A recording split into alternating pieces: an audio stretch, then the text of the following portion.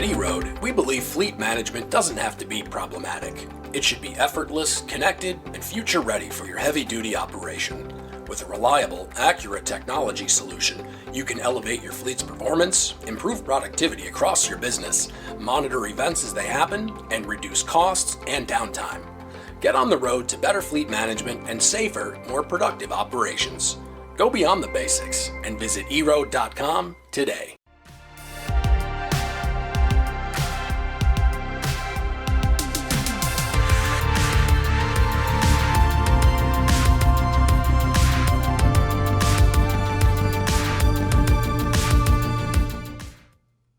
Welcome to Loaded and Rolling. I'm your host, Thomas Wasson. We're back. I was on a vacation for a short stint, but I have returned with more guests, more information, and today we're going to be talking about TMSs, picking the right one, figuring out especially if fleet size matters, looking at if functionality, prices. There's a lot of questions that goes into it, and it's probably one of the most important things you get. Because if you don't have a TMS, you'd be like me in the early days using an Excel spreadsheet and various stimulants to handle your stress, which you don't want to do. So we're going to welcome on the folks at McLeod. Let's bring in our guest, Doug Schrier, VP of Growth and Special Projects at McLeod. And Doug, y'all have been in the game for a while. Tell us a little bit about yourself and a little bit about McLeod. Yeah, absolutely. So thank you first for having me. McLeod's been in the industry before there were really TMSs. So if you think about it, 39 years in history. I've only been at McLeod for the last year. Happy to be there. Been in the industry for almost 15 years. Started over at Covenant Logistics there in Chattanooga, and then moved over to Translo, and now at McLeod. So at McLeod, I'm in charge of growth and special projects. And that means a couple of different things. First, we always want to grow the number of customers that we have. We want to add more value to the industry. So we look at how do we grow from both our marketing presence and our sales. And that also includes retention. So how do we serve our customers better on a daily basis? How do we accelerate what we do for our customers, much like they're trying to accelerate the value they add to their customers? On the other side, we're looking at product and product growth, where we're going, where we've been, what our customers really need to get that bottom line success that we're all chasing. So I get a really interesting job in the fact that I get to bring all that together and create the strategy of where McLeod will be tomorrow, next year, and 5 years in the future. I think it's really important because we've gone through a lot of changes in the industry in terms of the acceleration of freight technologies, a lot more people entering the marketplace. One of the things, there's a lot of providers, a lot of TMS providers. You ask anyone, It feels like every other thing I talk to is about, hey, have you seen my TMS? What are the current needs of these carriers and fleets? Are a lot of these folks even meeting them, or is this more just a scattershot approach? What are some of your experiences being in the industry and being at McLeod? Yeah, it's interesting. There's always a new guy that's coming in thinking that they're going to solve the issues within the industry. Some of them are industry people, which you have to love because they've been there. They know what's going on. They know the problems. Some are from outside the industry, and they're learning, as they go. Kind of short answer is there's TMSs like McLeod that meets customers' needs, both on the carrier and the broker side. And there's some that are struggling or striving to get there.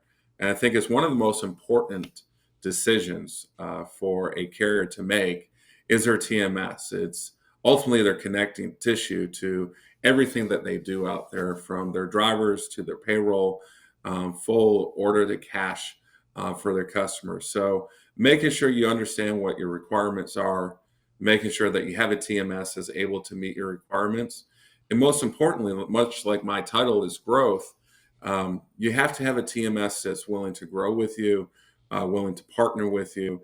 And they're not just there to sell you a piece of software today, hopefully enable you a little bit today, but they're not a long-term partner for you. Is that a common thing I've noticed? It feels like these early TMS customers, if they get a large account or an enterprise customer that actually signs on, then they try to help them. But is there ever a situation where there's growing pains as well? You ever get customers coming over saying, yeah, I tried working with this one, but it's literally like 5 people as a dev team and they just couldn't go fast enough? Yeah, absolutely. And, one of the benefits of our, length in the industry is that we've been able to grow a great customer network, and you have been able to grow to over 650 people strong. So what that means for our customers is if they have a need, if they have a great customer opportunity and they need to do that business a little bit different, we have the tools, the technique, the people, and the services to get them stood up and get them stood up quickly. Whereas you're right, if I'm a startup and I have 5 to 10 developers, I'm trying to do the base of order to cash, and now you have as a carrier coming in with a unique request that not every one of their customers needs. It becomes really tough and a tough decision for that technology provider on what they do. Do they allow the current customers to drive them forward in a different directions, or do they worry about how they grow and serving the customers that they think they'll land tomorrow? So that's kind of Thucydides. I think that's my ancient Greek person. It's a trap. There's a trap for some of these early TMS providers that aren't as well established, because you could potentially be using that developing power to make your core product, or you go down the rabbit hole, and next thing you know, you have all these extra features, a hodgepodge of Yeah. ones for each one, and then you still don't have your main stuff developed compared to McLeod, which has had a product for decades. Is that a real concern? Because I'd be concerned about that. I'd be like, oh crap, I didn't get my next version out because I made like 5 separate features for 5 people. Yeah, and that's the key, right? So especially if you look at the startups in the space today and how they are either bootstrapping or they took VC money. Some of them are actually in private equity, but they have to grow. They have to drive profitability. They have to increase the number of customers that are on their platform, and they're less likely to focus on the service element of this. So yes, they're going to have struggles to get technology out the door. We always think it's easier than what it is. That's something I've learned in the last 15 years. You think something is easy. Hey, can we just go do X, Y, and Z? And then you get into the complexity in trucking is not how do I run a perfect load, but how do I run 1,000 perfect loads today and have software that support it, and then not completely confuse our end users, whether in operations or back office, in regards to what they need to do and what they need to do next. So user experience is really, really important. And what you see, especially as a technology begins to mature, is there's a lot of hodgepodge, pieces, things, features, and functions that were needed for a single carrier or a single use case, and they're really not connected together into a single user experience. And then on top of that, you enter into complexity of the number of partners that TMS needs to connect to. In today's world, we connect with over 135 partners that do unique value for our fleets, whether it's ELD and mobile communication, or on the other side, how they process their back office and accelerate their back office so they can do it efficiently and compete in today's market. And talking about competing, one of the big things a lot of folks I talk to about cost versus value, one of the considerations, regardless of if it's an up market or a down market for carriers. Talk a little bit about your experiences with that, because I think that that's another challenge is, having that right balance point and even Yeah. convincing folks that you may need to pay a little bit more, but you're also going to get much more. Yeah, I think that's really important, right? So as you look at where we move in the future and how you make a decision as a carrier, we've all been in that trap to say, hey, I can save a couple $100, maybe it's a couple $1,000 a month by choosing that vendor, and you don't really do a true cost analysis. So my recommendation whenever I talk to a carrier or broker that's getting ready to make a decision is let's make sure we really understand the true cost of ownership, especially in today's world where that frontline employee becomes even more expensive every single day. Being able to understand the efficiencies that you'll have in your new TMS and what that means to your bottom line is really, really important. Also, making sure that you have that connected tissue of your partnerships. Something as simple as how I connect my ELD to my TMS can make the difference of being really efficient from a carrier standpoint to having to work out of 2 different operations and being really confused on what's going on. I think is really vitally important, especially in today's world, connecting to your drivers, that you have a good partner. You really have analyzed what that partner has done in regards to the integration with the TMS. I feel like I've seen that before as well. The one thing that catches me and snags me a lot when I have conversations with people is the back office workflow for payments, automation, and all of that. It feels like they think they only need to pay for the TMS part that helps them manage their loads or discovery or the order execution process. But then I feel like they all skimp at the part where they need to invoice and speed up the days to pay. Is that one of the when you're having these conversations looking at growth and stuff, is that one of the big avenues of trying to explain, yes, you're paying for this extra feature, but if you look at how many people hours you're spending at your current thing, it actually pays for itself? Yeah, it's amazing walking into some of the back offices of our customers and seeing what they really have to deal with on a daily basis. And that's, I think, a big difference between the way McLeod approaches a market, where other people have solely focused on load execution, is that we're a complete suite of products. We have, the ability to process payment, store documents, really manage your entire back office, including a full accounting function. So if you look at it and, now I have to go out and loads are done. I need to collect paperwork. I need to bill my customers. I need to ultimately collect that cash as it comes in the door. And I need to close my books on a monthly basis in timely fashion.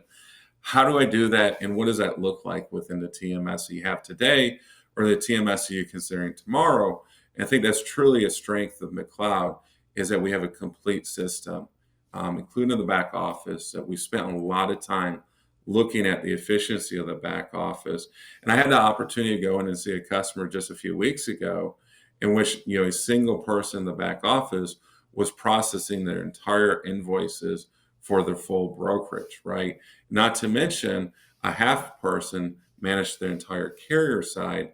And you just don't see that efficiencies when you're forced to go out and use third parties like GP or QuickBooks, or try to sign on with a party that serves the industry. And there's some great partners out there that do it, but you're really ultimately taking the efficiency out of the TMS and passing that on to a third party. And that's part of your TCO, right?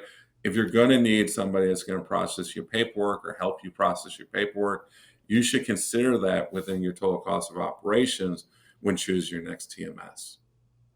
I think that's a good point. One of the things I've noticed, the rise of factoring companies, the rise of third-party payment processors, it feels like there's this gap, and unless you can, work with a TMS provider, find the right partnership to make sure they can help you understand it. I'm assuming a lot of these small fleets, and that's going to preface the sweet spot for operating a fleet of 50 plus or below. Is there a difference in the size of fleet and their capabilities? Like if this is a small fleet, I mean, it's one person, or a large fleet, does that ever change based on fleet size? Yeah, I think the entry point is continuing to come down in the market. But you think about it, you talked about at the beginning of the show using Excel to manage operations. You can do that at a smaller scale, or you can go choose a lightweight TMS that doesn't have the complete functions that you need.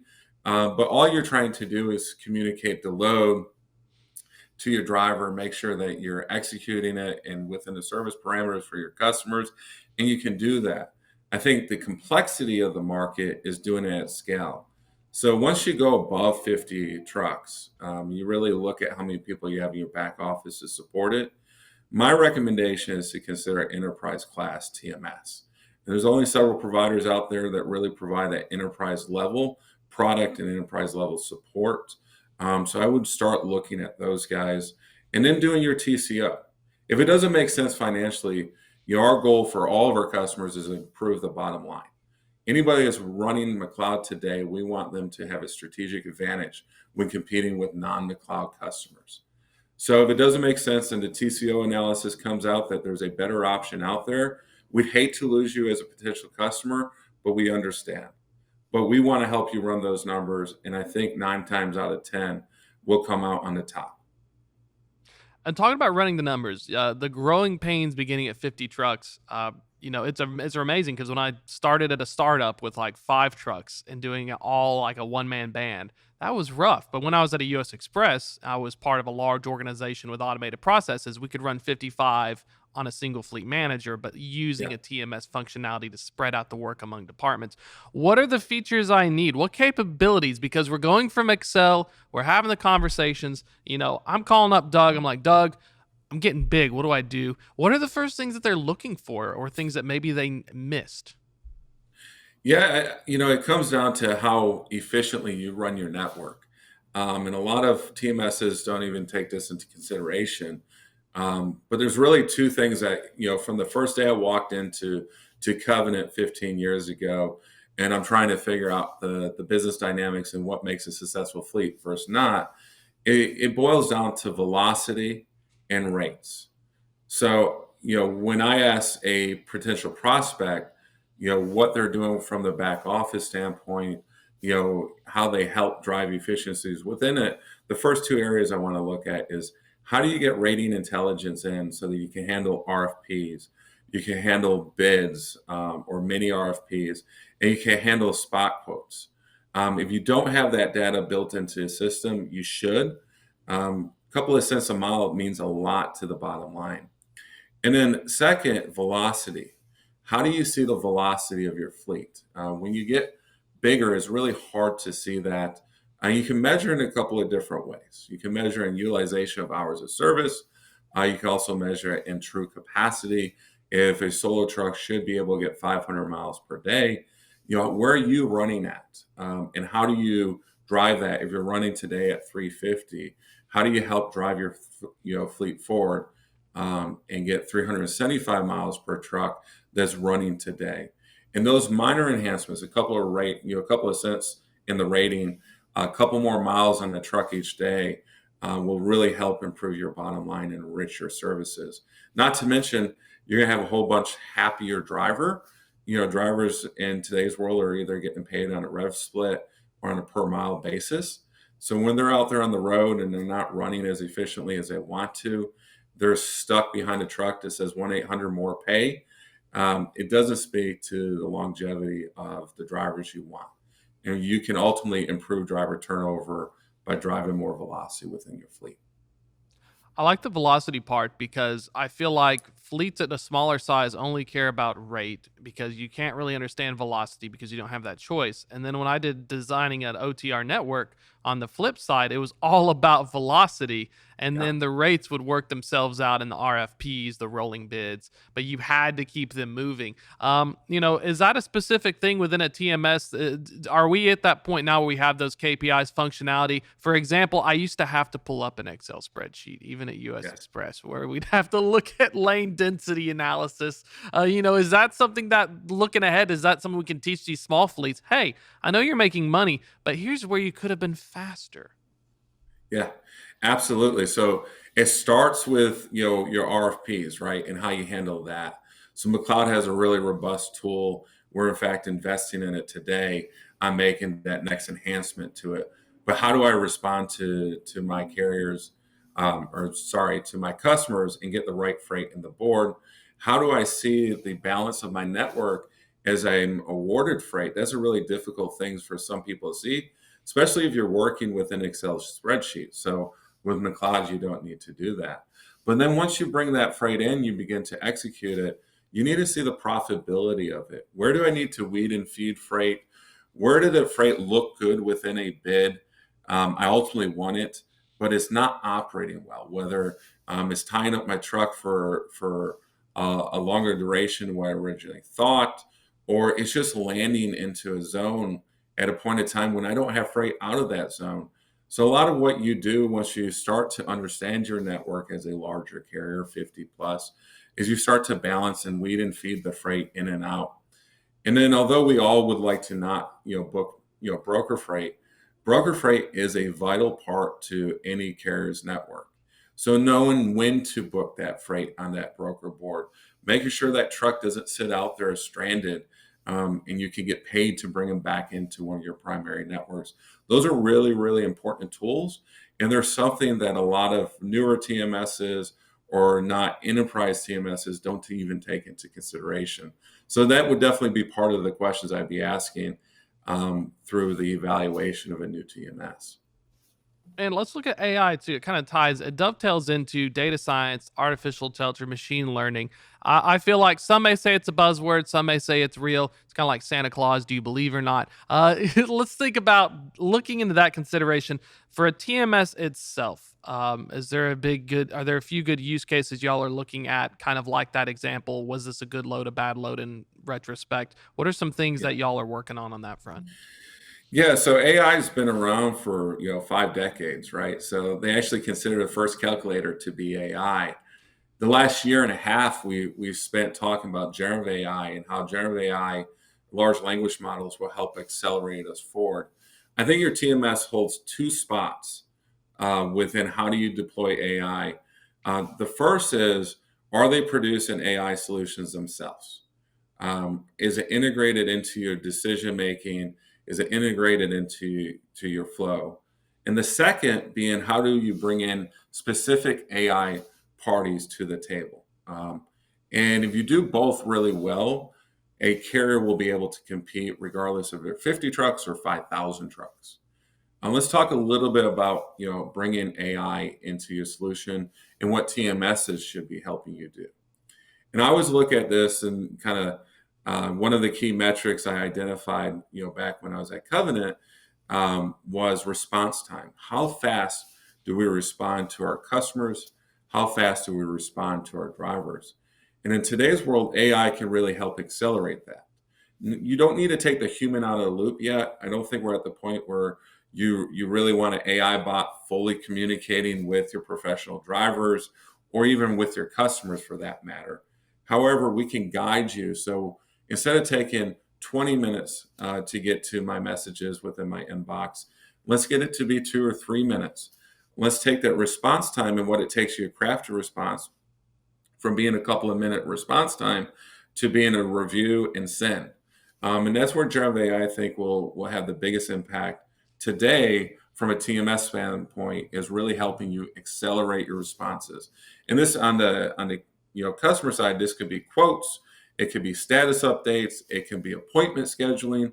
There's multiple different use cases. On the driver side, they're missing a reference number. They don't know how to get into a customer's yard.